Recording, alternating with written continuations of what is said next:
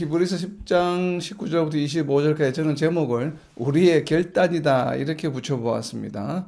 이 내용 자체는 어려운 내용은 아니죠. 읽어보다 보면 그런 내용이구나 하고 이제 우리가 쉽게 이해할 수 있는 내용입니다. 주제 자체는. 그런데 우리가 이제 성경 공부를 하다 보면 이러한 내용들을 우리가 어떻게 이해를 할까 하는 방법 중에서 좀 접근하게 되면 좀 쉽지 않은 부분이 있습니다. 전체적인 의미, 사용되고 있는 여기에 지금 여기 현재 본문에 사용되고 있는 그 키워드들이 상당히 상징적인 키워드들이 이 열거가 되어 있는데, 이러한 상징적인 키워드들이 왜 이 문장에서 이러한 표현을 사용하고 있을까? 이런 아주 재밌는 아주 중요한 표현들이 많이 있습니다. 그래서 오늘 그러한 관점에서 좀 본문을 좀 상세하게 좀 보려고 합니다. 자, 히브리서 10장 19절과 20절을 제가 먼저 읽을 때 예수의 피의 결과, 예수의 피와 연관이 되는 키워드들이 여러 개가 있습니다. 여러분들이 생각하시는 예수의 피와 좀 연관이 있다고 생각되는 키워드나 혹시 프레이즈, 문구들을 한번 19절과 20절에서 찾아서 한번 표시해 보시기 바랍니다. 자, 19절입니다. 그러므로 형제들아, 우리가 예수의 피를 힘입어 성소에 들어갈 담력을 얻었나니 그 길은 우리를 위하여 휘장 가운데로 열어놓으신 새로운 살 길이요, 휘장은 곧 그의 육체니라. 아멘. 자, 예수의 피가 당연히 키워드겠죠. 지금 19절과 20절은 예수의 피에 관한 이야기입니다. 자, 예수의 피에 동그라미를 쳐놓으시고, 예수의 피 다음에 나오는 키워드는 무엇입니까? 연관이 있다. 예수의 피와 연관이 있는 키워드가 어떤 키워드가 보입니까? 예수의 피 다음에 나오는 키워드는 바로 성소에 동그라미 쳐놓으세요. 이제 성소에 들어갈, 구죠. 성소에 들어간다라고 하는 표현, 그리고 담력이라고 하는 키워드가 있습니다. 우리가 성경에서 자주 보지 못하는 단어죠. 담력이라고 지금 표현이 되어 있고, 그리고 또 그 다음에 나오는 중요한 키워드 중에 하나가 무엇이겠습니까? 20절에 휘장인데 특별히 이제 구로 휘장 가운데로 라고 하는 표현입니다. 그리고 뒤에 나오는 새로운 살길이다 라고 하는 것, 새로운 살길. 그리고 또 마지막에 보면 육체라고 하는 표현을 사용하고 있습니다. 자, 이렇게 좀 우리가 평소에 좀 자주 접하지 못하는 표현과 단어들이 사용되고 있습니다. 성소에 들어간다고 하는 것은 여러 차례 이제 히브리서에 나오는 이야기지만 담력이라고 하는 표현, 그리고 휘장 가운데로 열어놓으셨다고 하는 것, 그리고 새로운 살 길이다. 그리고 또 휘장을 육체로 표현하고 있습니다. 자, 예수의 피와 연관된 내용인데, 우선은 제일 먼저 우리가 유념해서 질문을 만든다라면 바로 이런 것들을 만들 수 있겠죠. 성소에 들어갈 담력을 우리는 어떻게 얻게 되었습니까? 바로 예수의 피로. 그렇게 본문에 보면 예수의 피를 힘입어라고 되어 있습니다.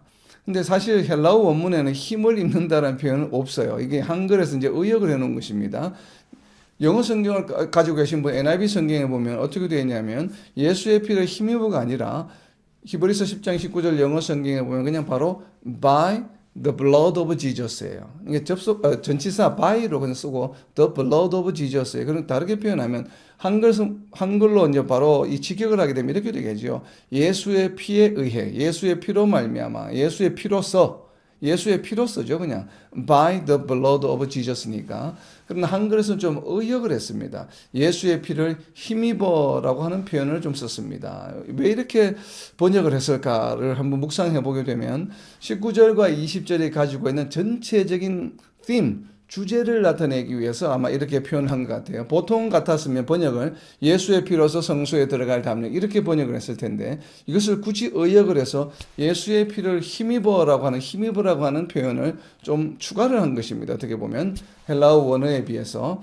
그래서 예수의 피를 힘입어, 바로 이 예수의 피를 힘입어라고 하는 말은 무슨 의미인가 하면 이 표현을 나타내어 주는 것을 좀 나타내는 성경 구절을 보게 되면 마태복음 20장 28절을 우리가 볼 수 있습니다.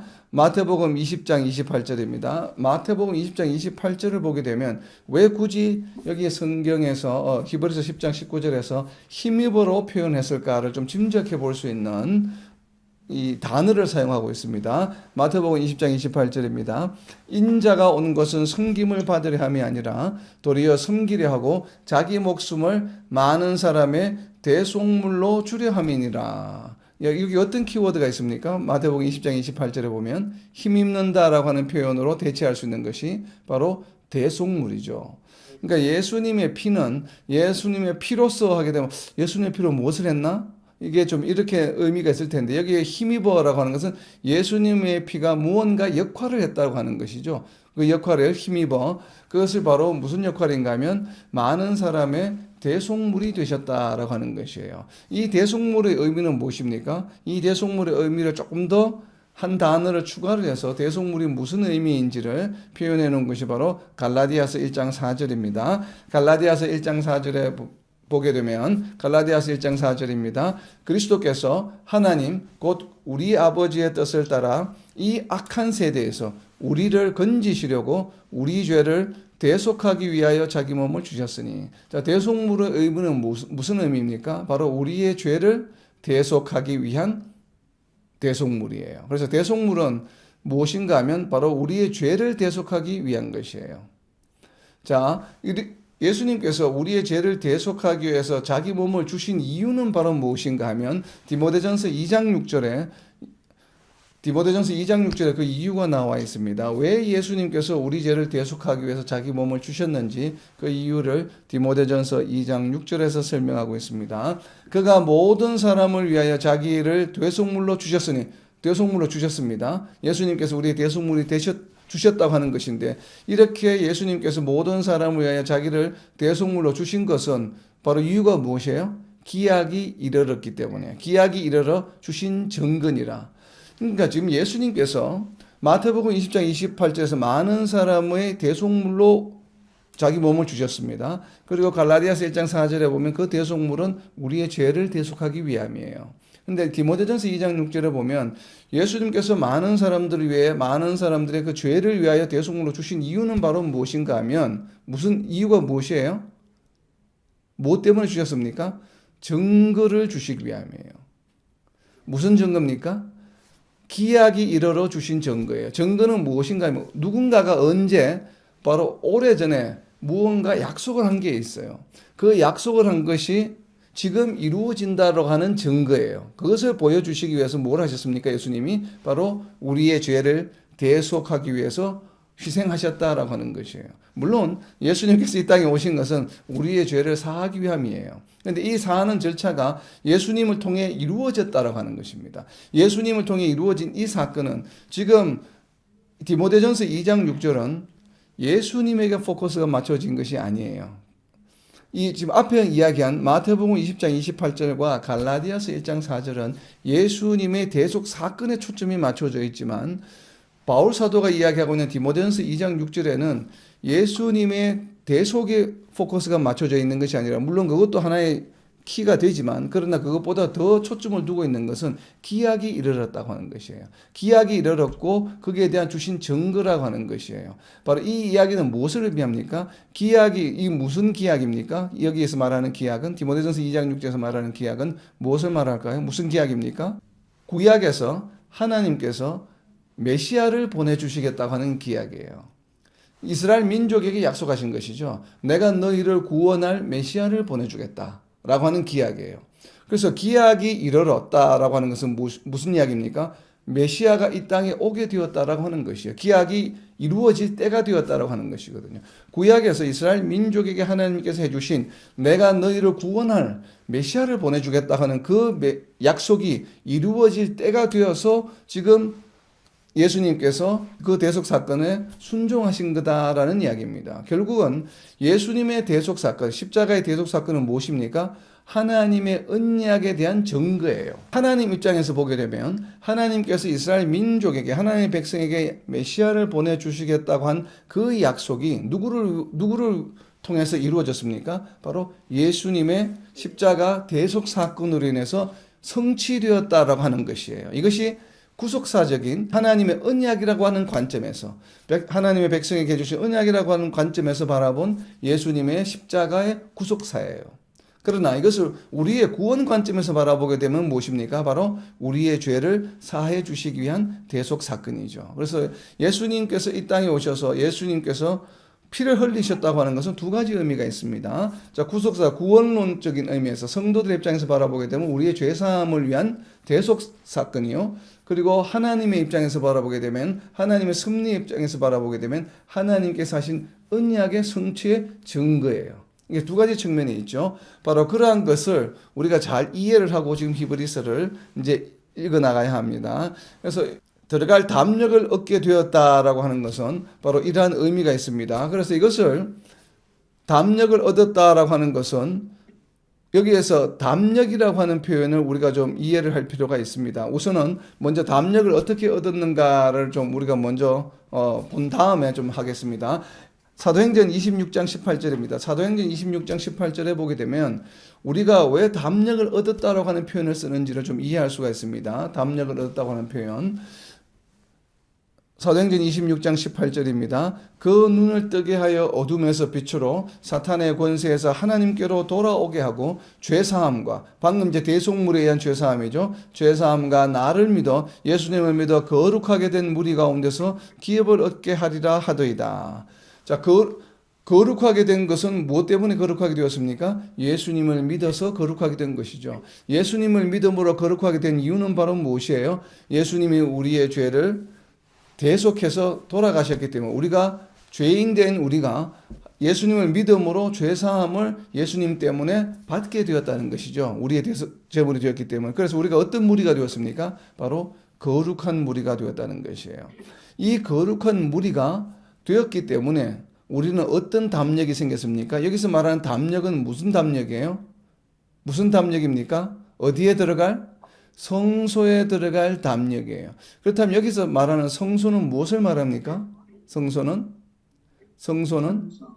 지성소를 말하겠죠. 근데 물론 헬라어 원어에는 성소들로 돼 복수로 되어 있습니다. 그렇기 때문에 성소와 지성소를 우리는 성막으로 정의됐기 때문에 성막이 되겠죠. 그러니까 제사장들이 들어가는 곳은 성소, 그리고 대제사장이 들어가는 곳은 바로 지성소가 되겠죠. 그래서 이것을 통틀어서 그냥 홀리즈, 이 헬라어 원어에는 성스러운 곳들이라고 되어 있습니다. 그래서 여기에서 좀 좁은 의미로 지성소로 우리는 표현합니다. 왜냐하면 일반 성도들에 관한 것이 아니고 하나님이 계신 곳. 결국은 이 성소가 좀 좁은 의미에서는 지성소를 나타내는데 이 지성소에 들어간다고 하는 것은 바로 어떤 의미예요? 지성소에 누가 계신 곳입니까? 지성소는 하나님이 계신 곳이죠.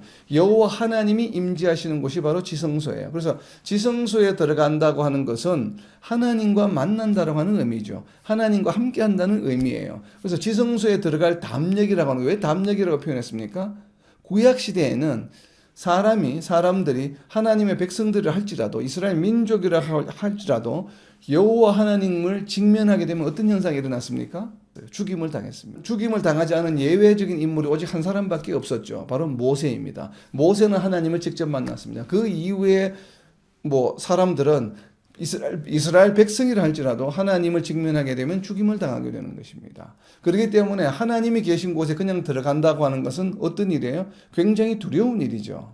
두려운 일인데, 그런데 그런 죽음에 대한 두려움이 없이 내가 스스럼 없이 하나님이 계신 곳에 갈 수 있다라고 하는 표현을 바로 이 담력이라고 표현한 것이에요. 그래서 우리가 왜 무서운 것을 두려워하지 않을 때, 야, 담력이 세다, 담력이 있다, 이런 표현을 쓰잖아요. 바로 그런 표현 때문에 한글 번역을 담력이라고 표현했어요. 그래서 이 담력이라고 한 표현, 한글 번역이 상당히 굉장히 헬라어 원어에 가깝게 잘 번역이 된 것 같아요.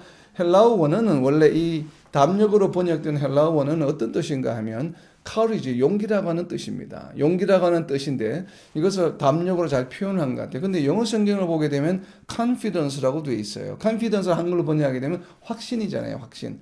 그래서 이것은 헬라어적인 뜻으로서 이제 영어로 번역하다 보니까 confidence로 번역을 했는데 실질적인 여기에서 말하는 의미로 번역한 것은 한글 번역이 담력이 훨씬 좋은 것 같아요. 그래서 이것을 영어로는 사실은 confidence보다는 authorization이다. authorization이라고 이렇게 표현하는 것이 좋다라고 이 레인이라고 하는 심리학자는 그렇게 이제 해석을 하고 있습니다. 그래서 confidence라고 하기보다는 authorization이 무엇이에요? 무언가 할 수 있는 자격을 말하죠. 그러니까 자격으로 표현하는 게 좋다라는 것이. 왜냐하면 19절과 20절의 문맥이 성도가 하나님의 백성이 하나님과 함께 할 수 있다라고 하는 표현이거든요. 그러니까 구약 관점에서는 죽임을 당할 수밖에 없는데도 하나님께 이렇게 나아갈 수 있는 것은 하나님께 나아갈 수 있는 자격을 얻었다라고 하는 것이에요. 그래서 이제 의미적으로 그런 신학적 의미로 authorization으로 번역을 하는 것이 좋겠다라고 제안합니다. 상당히 공감이 갑니다. 그런데 한글 번역이 저는 더 좋은 것 같아요.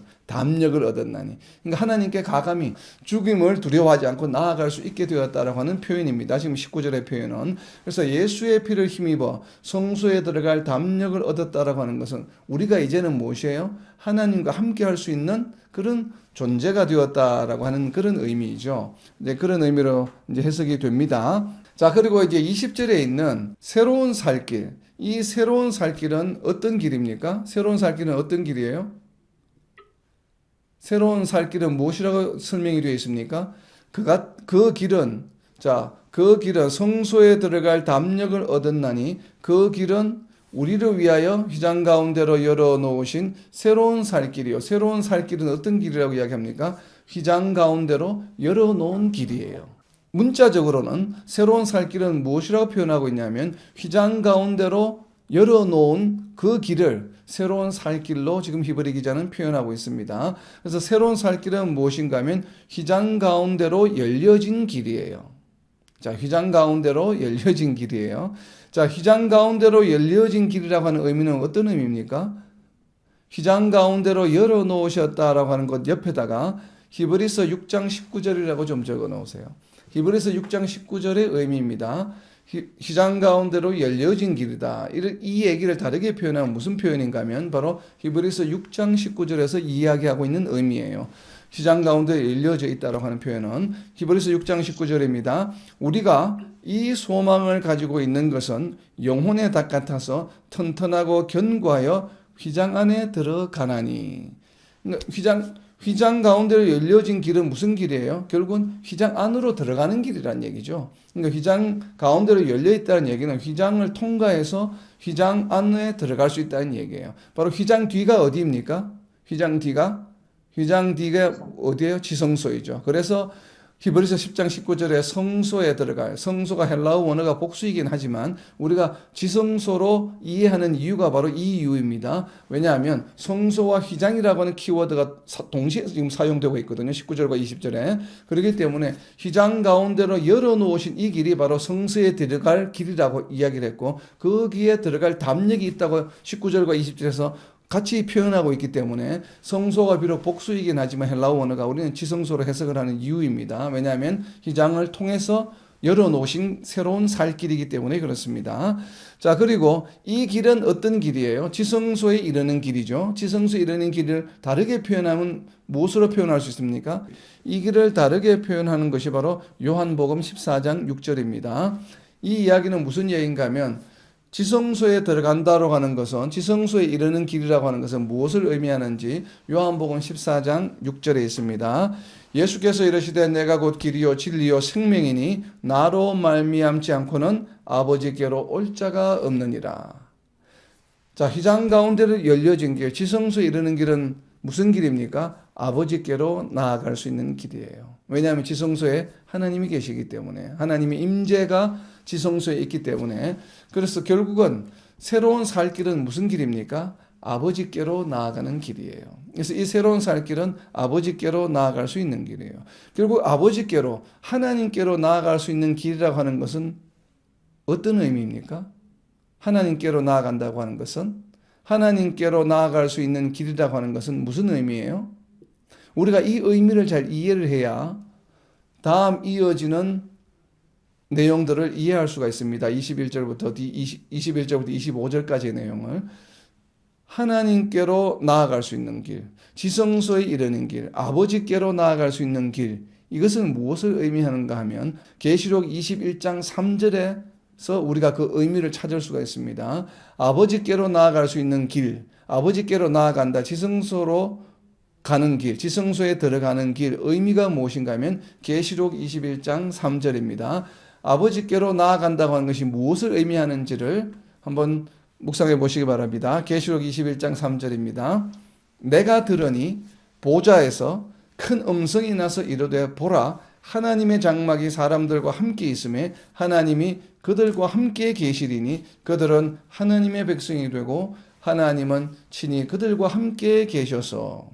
아멘. 자, 아버지께로 나아간다고 하는 것은 무슨 의미예요? 하나님과 함께. 하나님과 함께 뭐 하는 거예요?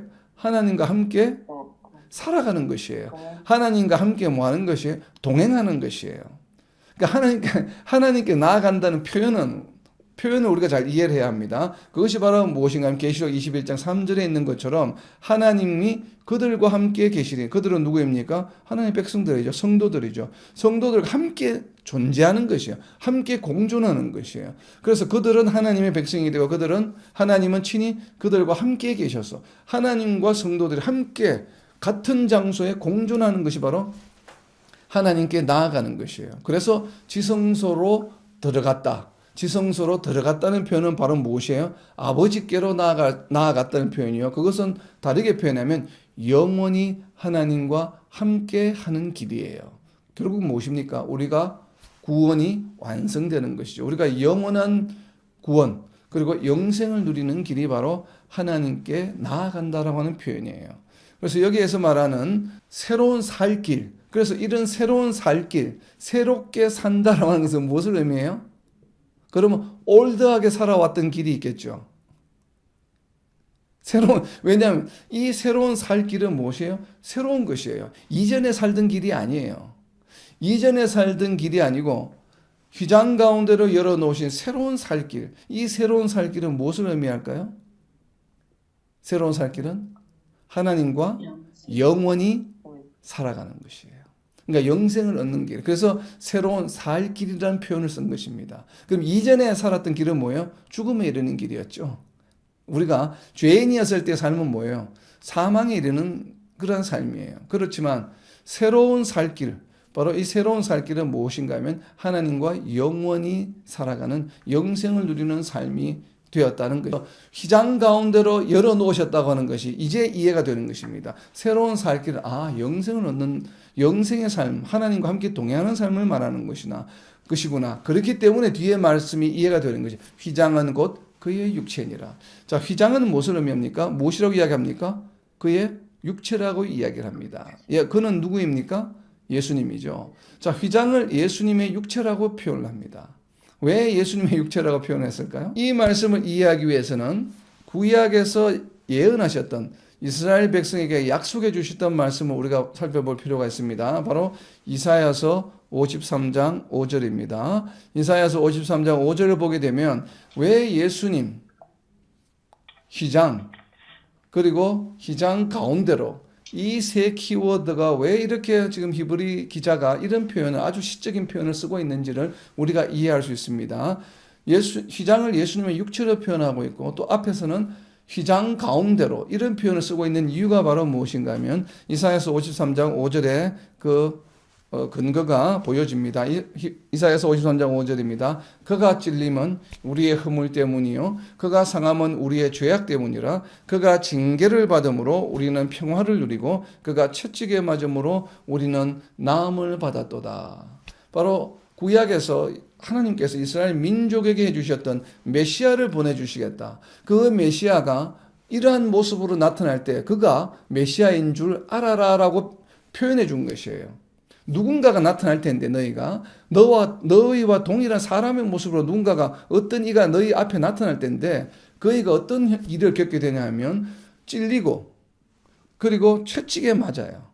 채찍에 맞고 찔린다는 얘기는 무슨 이야기입니까? 살갗이 어떻게 된다는 얘기예요? 우리의 피부가 찢어진다는 얘기죠. 그런데 이 찢어지는 것이 무엇이라고요? 육체예요. 그런데 히브리 기자가 지금 어떻게 표현하고 있습니까?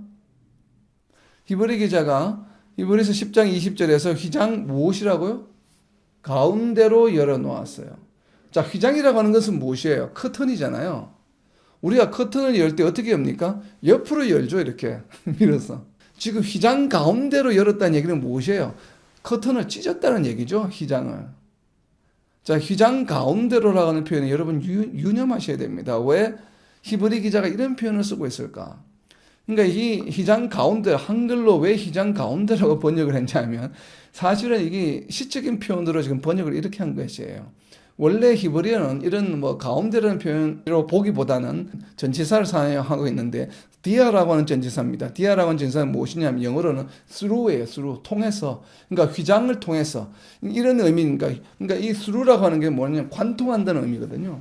through 휘장이에요. 그러니까 그 한글 번역으로 휘장 가운데로라는 표현을 썼습니다. 휘장 가운데로 열어놓으셨다. 휘장 가운데로 열었다는 얘기는 휘장을 젖혔다는 이야기가 아니고 휘장을 가운데서 찢었다는 의미예요.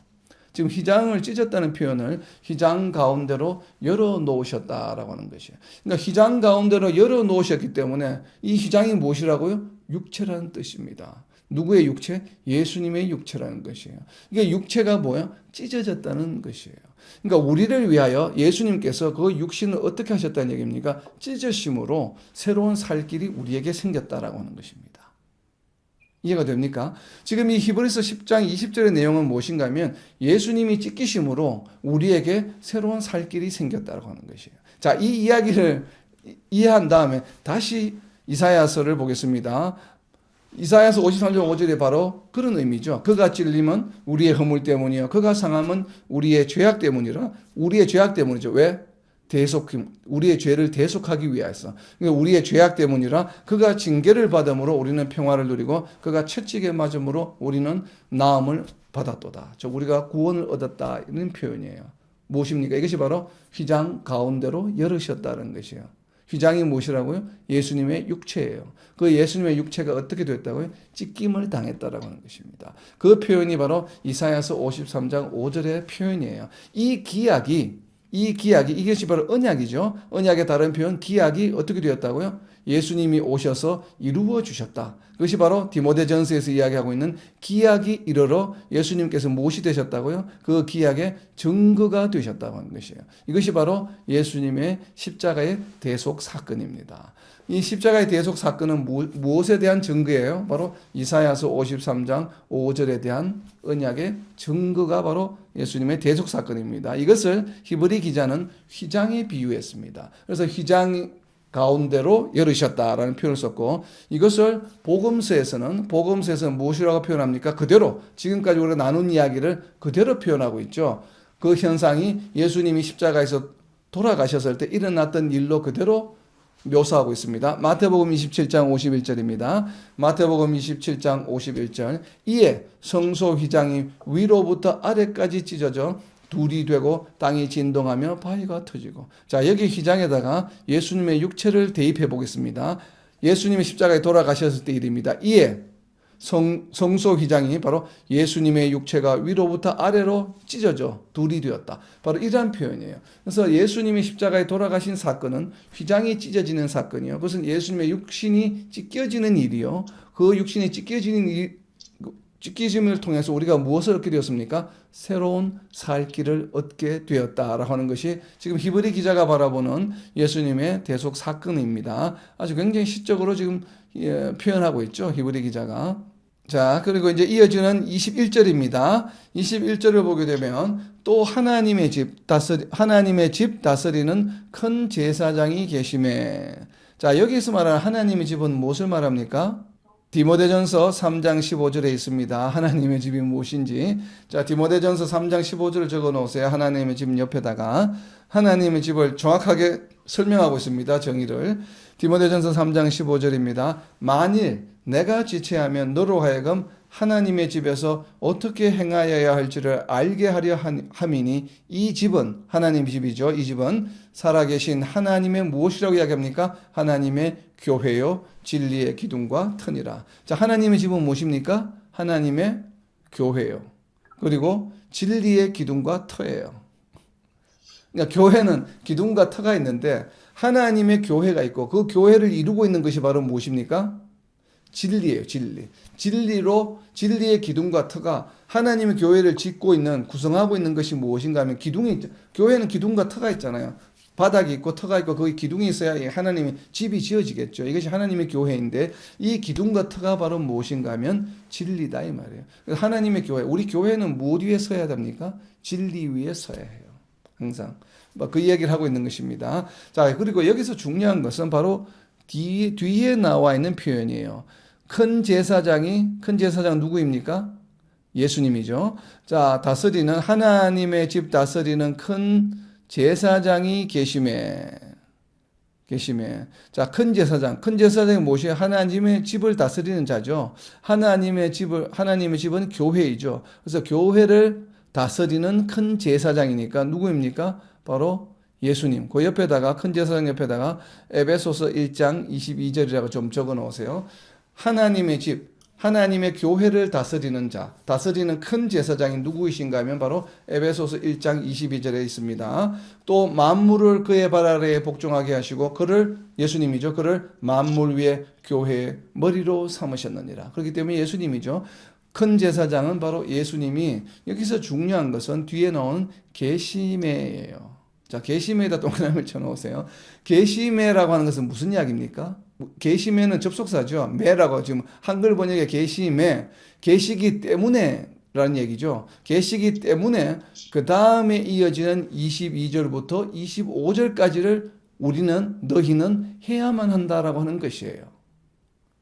자, 21절의 내용이 무엇입니까? 하나님의 집 다스리는 큰 제사장이 계시며, 다르게 표현하면 예수 그리스도가 계시기 때문에 너희는, 그 예수 그리스도가 어떤 존재이기 때문에 우리로 하여금 새로운 살 길을 주신 이시기 때문에, 새로운 살 길을 어떻게 주셨다고요? 대제사장이라고 표현하는 이유는 몸이 찢기심으로 우리에게 새로운 살 길을 주신 그분이 우리에게 계시기 때문에, 22절부터 25절까지를 너희는 해야 된다라고 하는 22절부터 25절까지를 강조하기 위해서 지금 19절부터 21절까지를 이야기하고 있는 것입니다.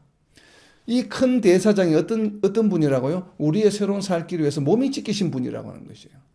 그렇게 희생하시고 우리를 위해 사랑을 보여주신 분이기 때문에 우리는 그런 사랑을 입은 사람들이기 때문에 우리는 그분에게 어떻게 리액션 해야 되는가 라는 내용을 지금 22절부터 25절까지 이야기하고 있는 것이에요. 이것을 다르게 표현하면 질문을 합니다. 죄사함을 받은 자들은 어떻게 해야 되는가? 바로 예수님 우리를 위해서 이렇게 몸이 찢기시면서 우리를 구속해 주셨는데, 우리 죄를 사해 주셨는데, 그런 은혜를 입은 자들, 우리가 그런 복을 받은 자들은, 그런 것을 누린 자들은 과연 어떻게 해야 할까? 그렇기 때문에 계시매라고 표현한 것입니다. 그런 큰 제사장이 계시기 때문에 우리는 과연 무엇을 해야 할까를 5가지입니다. 여러분 5가지를 1, 2, 3, 4 발견하셔서 한번 적어보시기 바랍니다. 제가 22절부터 25절까지를 읽을 때에 5가지를 찾아보시기 바랍니다. 주로 동사에 있습니다. 5가지 동사에 한번 표시를 해보시기 바랍니다. 동사입니다. 동사. 직접 동사. 이런 부정사나 이런 동명사나 이런 게 분사나 이런 게 아니에요. 그냥 무언가를 해야 되는 동사에다 표시를 해보시기 바랍니다. 5가지입니다. 이것이 굉장히 중요합니다. 오늘의 핵심입니다. 이 5가지가 무엇인지 한번 표시를 해보시기 바랍니다. 히브리서 10장 22절입니다. 우리가 마음에 뿌림을 받아 악한 양심으로부터 벗어나고 몸은 맑은 물로 씻음을 받았으니 참마음과 온전한 믿음으로 하나님께 나아가자. 또 약속하신 이는 미쁘시니 우리가 믿는 도리의 소망을 움직이지 말며 굳게 잡고 서로 돌아보아 사랑을 선행으로 격려하며 모이기를 피하는 어떤 사람들의 습관과 같이 하지 말고 오직 권하여 그 날이 가까울수록 더욱 그리하자. 자, 여기에 나오는 5가지 동사 중에 첫 번째가 무엇입니까? 나아가자죠. 나아가자. 자, 나아가자에다가 1번을 해놓으세요. 나아가자. 그리고 2번은 무엇입니까?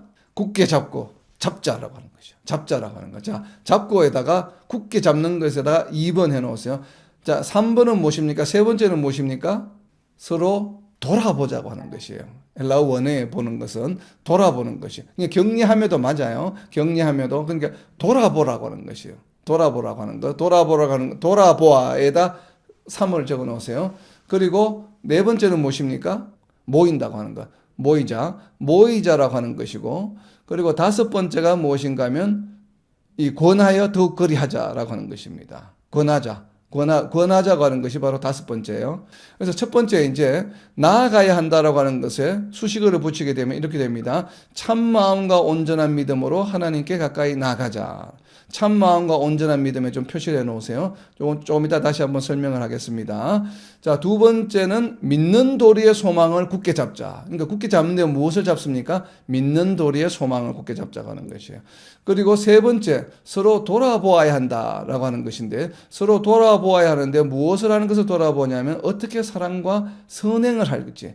그러니까 여기는 한글 번역에는 서로 돌아보아 사랑과 선행을 격려하며라고 되어 있는데, 이 영어 성경을 한번 보시기 바랍니다. 영어 성경에 보면 24절에 let us, 그다음에 뭐라고 되어 있습니까? consider예요, consider. 그러니까 돌아보는 것이에요. 무엇하도록? 서로 사랑과 선행을 할 수 있도록, 격려할 수 있도록 돌아보라고 하는 것입니다.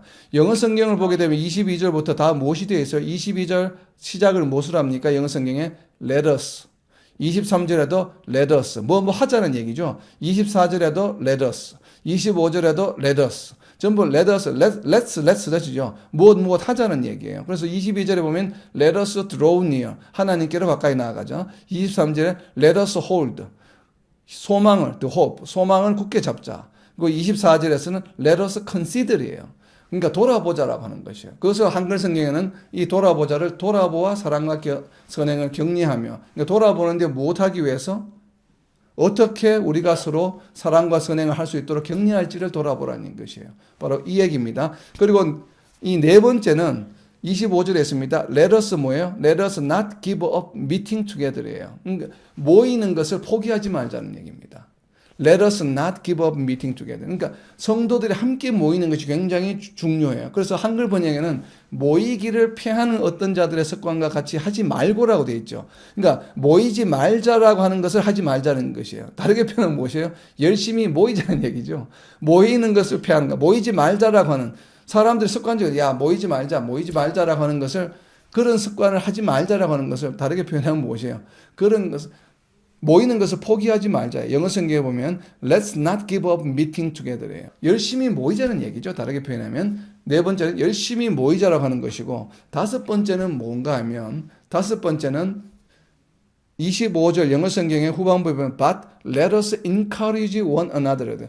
우리가 서로 격려하자. 무엇하도록? 지금까지 이야기한 네 가지를 열심히 하도록 격려하자는 것이에요. 그러니까 원래는 처음에 구체적으로 하는 건 네 가지죠. 하나님께로 나아가는 것, 소망을 굳게 잡는 것, 그리고 서로 돌아보는 것, 선행을 서로, 좋은 일을 서로 사랑하고 서로 사랑할 수 있도록 서로 돌아보자고 하는 것은 consider, 서로를 뭐 하자는 얘기예요. 서로의 사정을 잘 알아주자는 얘기예요.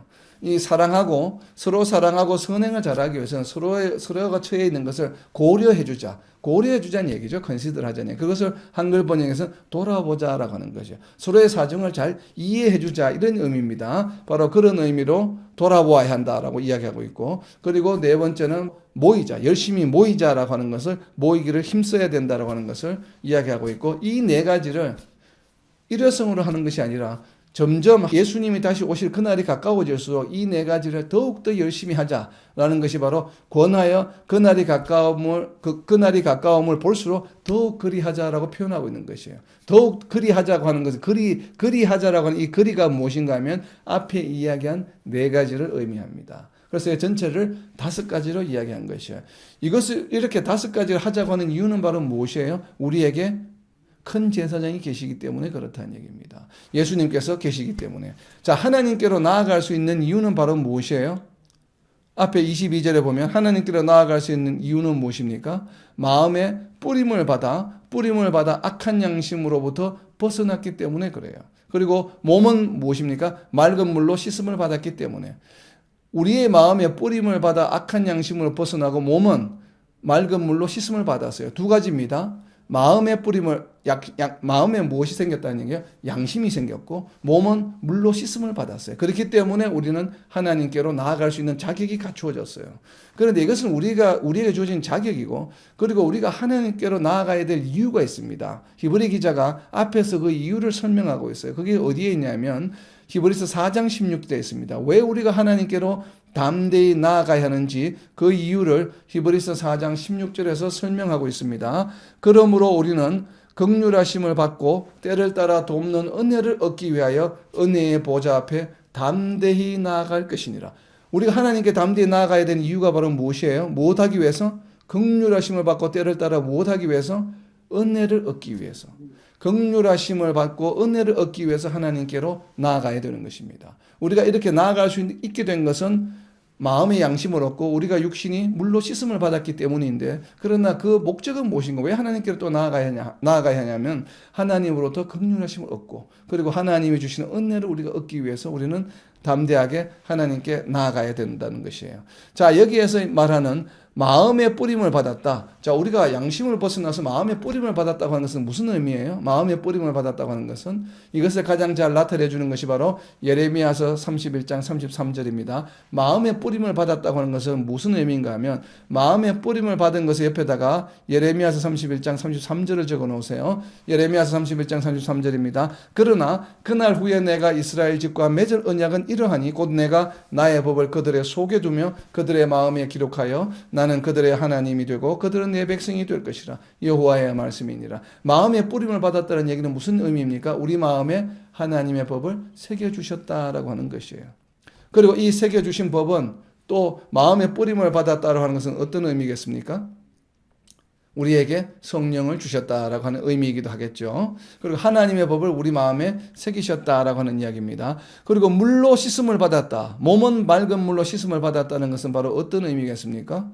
바로 세례를 받았다는 얘기죠. 그리고 이 물로 씻음을 받았다라고 하는 이 말, 우리가 세례를 받았다고 하는 것은 바로 세례를 받았다고 하는 것은 어떤 의미예요? 로마서 6장 4절에 있습니다. 세례를 받았다고 하는 의미는 로마서 6장 4절의 의미가 있습니다. 그러므로 우리가 그의 죽으심과 합하여 세례를 받음으로 그와 함께 장사되었나니 이는 아버지의 영광으로 말미암아 그리스도를 죽은 자 가운데서 살리심과 같이 우리로 또한 새 생명 가운데서 행하게 하려 함이라. 세례를 받았다고 하는 것은 무슨 의미예요? 새 생명 가운데서 행하는 것이에요. 그래서 하나님께로 나아간다고 하는 것은 하나님으로부터 우리가 긍휼과 은혜를 받기 위함이요, 또 마음의 뿌림을 받았다고 하는 것은 우리 마음에 하나님의 법을 새겨주셨고 우리 마음에 성령을 주셨고 또 우리가 육신적으로는 세례를 받았기 때문에 이제는 무엇이에요? 옛 모습을 버리고 새 생명 가운데서 살아가는 것이에요. 그러면 우리가 어떻게 하나님께 나아갈 수 있을까요? 하나님께 담대히 나아가라고 하는데 실제로 하나님께 나아가는 것은 어떤 것입니까? 우리가 하나님께 나아간다고 하면 많은 분들이 자꾸 우리가 예배를 드리는 것으로 생각을 해요. 물론 예배를 드리는 것, 이렇게 모이는 것도 하나님께 나아가는 것이죠. 두세 사람이 모인 곳에 예수님이 계신다고 하셨기 때문에 우리가 하나님께로 나아간다고 하는 것을 다르게 표현하면 지금 예배를 드리는 것도 하나님께 나아가는 것이 될 수 있는데 오늘 10장 22절부터 25절까지 내용을 보게 되면 모이는 것, 예배를 드리는 것은 별도의 하나로 네 번째로 분리하고 있죠. 모이기를 힘쓰라고 이야기를 했죠. 그렇기 때문에 예배를 의미하는 것으로는 우리가 해석을 하지 않습니다. 그렇다면 하나님께로 나아간다고 하는 것을 모이는 것과는 별개로 지금 선언하고 있어요. 그렇기 때문에 예배를 드리는 것이 아니고 하나님께로 나아간다고 하는 것은 어떤 의미인가 하면 하나님께로 나아가기 위해서는 어떤 존재가 되어야 됩니까? 우리가 어떤 존재예요? 바로 거룩한 존재죠. 우리가 하나님께로 나아간다는 것은 하나님과 함께 한다고 아까 표현했죠. 하나님과 동행한다는 것이죠. 그렇다면 하나님과 함께 하는 것, 하나님을 만날 수 있는 방법은 무엇이에요? 하나님과 만나는 것은 우리가 무엇할 때 하나님과 만날 수 있습니까? 기도할 때. 그리고 또 무엇할 때? 우리가 말씀을 묵상할 때. 왜? 말씀이 곧 하나님이기 때문에. 말씀이 곧 예수님이기 때문에. 말씀이 뭐예요? 하나님에 대한 설명이기 때문에 하나님이 어떤 분이신지를 말씀으로 다 기록하고 있는 것이죠. 그 말씀이 곧 또 예수님이시기 때문에 결국 하나님께로 나아간다고 한다는 것은 무엇이에요? 우리가 말씀을 묵상하고 또 기도라고 하는 것은 무엇이에요? 하나님과 교제함이죠. 그래서 하나님께 나아간다고 하는 것은 바로 말씀과 기도를 의미하는 것이에요. 자, 디모데전서 4장 5절입니다. 디모데전서 4장 5절에 보게 되면 하나님의 말씀과 기도로 거룩하여짐이라. 그러니까 말씀과 기도로 우리는 거룩해질 수 있어요. 거룩한 존재가 되기 때문에 거룩하신 하나님과 함께 할 수 있죠. 그리고 말씀을 통해서 하나님을 알게 되고 하나님을 만날 수 있게 되죠. 또 기도를 통해서 우리는 하나님을 만나게 되죠. 이 말씀이 왜 하나님을 만나는가 하면 이 말씀을 우리가 묵상할 때 성령이 역사하시기 때문에 그렇습니다. 성령이 누구세요? 성령이 하나님이시잖아요. 성령이 우리에게 역사하고 우리가 성령 충만하게 위해서는 어떻게 돼야 됩니까? 말씀을 묵상할 때 성령이 우리에게 역사하셔요. 그 표현을 어디에서 하고 있냐면 요한복음 14장 26절입니다. 요한복음 14장 26절에 보면 보혜사 곧 아버지께서 내 이름으로 보내실 성령 그가 너희에게 모든 것을 가르치고 내가 너희에게 말한 모든 것을 생각나게 하리라. 성령이 언제 역사하셔요? 우리에게 언제 가르쳐 주시고 생각나게 하십니까? 말씀을 묵상할 때, 말씀 앞에 나아갈 때 말씀을 가르쳐 주시기 때문에 우리가 말씀으로 하나님께 나아가는 것입니다. 그리고 기도로 하나님께 나아갈 때는 우리는 어떻게 해야 돼요? 하나님께 기도로 나아가는 방법은 빌립보서 4장 6절에 있습니다. 어떻게 기도하는지를 빌립보서 4장 6절에 설명합니다. 아무것도 염려하지 말고 다만 모든 일에 기도와 간구로 너희 구할 것을 어떻게 해요? 감사함으로 하나님께 하리라. 기도할 때 첫 번째 해야 될 것이 무엇입니까? 하나님께 감사하는 것이에요. 결국은 하나님께 나아간다고 하는 다른 표현은 무엇입니까? 우리가 하나님께 감사하는 것이에요. 우리의 매일의 삶 가운데 모든 순간 가운데 못하는 것이에요. 감사하는 것이 곧 무엇이에요? 하나님께 나아가는 것이에요. 감사함으로 우리는 기도하고 기도로 하나님께 나아가는데 모든 것에 감사하는 것이에요. 자, 하나님께 나아가는 또 다른 표현은 무엇입니까? 하나님께 나아간다고 하는 것은 좀 전에 우리가 설명한 것처럼 하나님께 나아간다고 하는 것은 무엇하는 것이라고 해서 하나님과 함께 동행하는 것이라고 그랬죠. 하나님과 함께 동행하는 것이 하나님께 나아가는 것이에요. 우리가 지금 이 순간에, 지금 현재 이 순간에, 지금 여러분이 계시는 그곳에 지금 하나님과 함께 동행하고 있습니까? 바로 그것이요. 하나님과 함께 동행하고 있다는 것을 우리가 무엇하는 것이에요? 무엇하는 것입니까? 지금 이 순간 하나님께서 나와 함께 동행하고 계시다는 것을 우리가 어떻게 해야 돼요? 바로 잠언 3장 6절에 있습니다. 하나님께 나아간다라고 하는 표현은 바로 무엇인가 하면 잠언 3장 6절에 있는 표현이에요.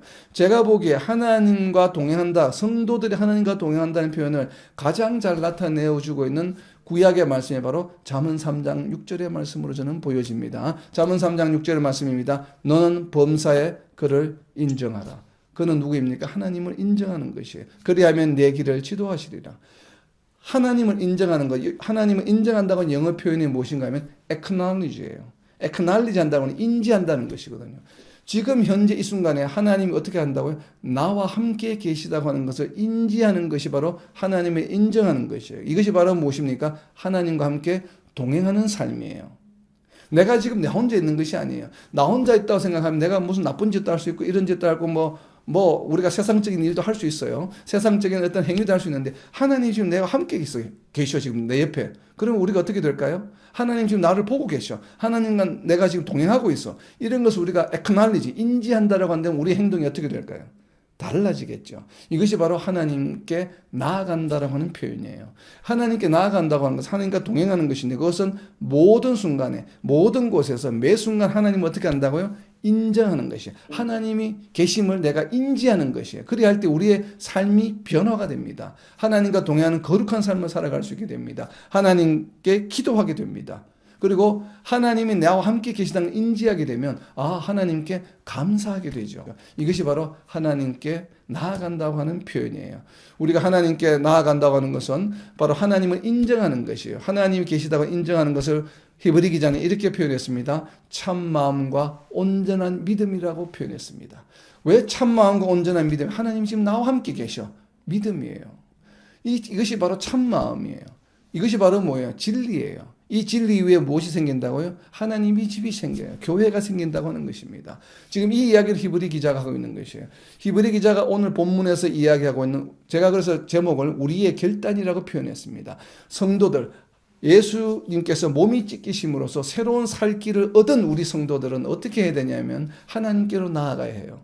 그리고 이러한 믿음의 소망을 가져야 됩니다. 그리고 우리가 성도들을 서로 사랑하고 선한 일을 할 수 있도록 그들의 사정을 돌아보아야 해요. 그리고 우리가 모이기를 힘써야 합니다. 이 네 가지를 예수님이 다시 오실 그날까지 우리는 어떻게 해야 된다고요? 열심히 할 수 있도록 서로 권면하고 이렇게 성경 공부를 통해서 또 우리가 예배를 통해서 서로 권면하고 성도의 교제를 해나가는 것이 이것이 바로 성도의 삶이에요. 이것이 바로 예수님의 대속의 은혜를 입은 자들이 해야 될 일입니다. 바로 이러한 대속의 은혜를 입은 자들로서 이러한 5가지를 열심히 해나가는 승리하는 삶을 살아가는 저와 여러분 그리고 이 땅의 모든 하나님의 백성들이 되시기를 예수님의 이름으로 선포합니다. 아멘.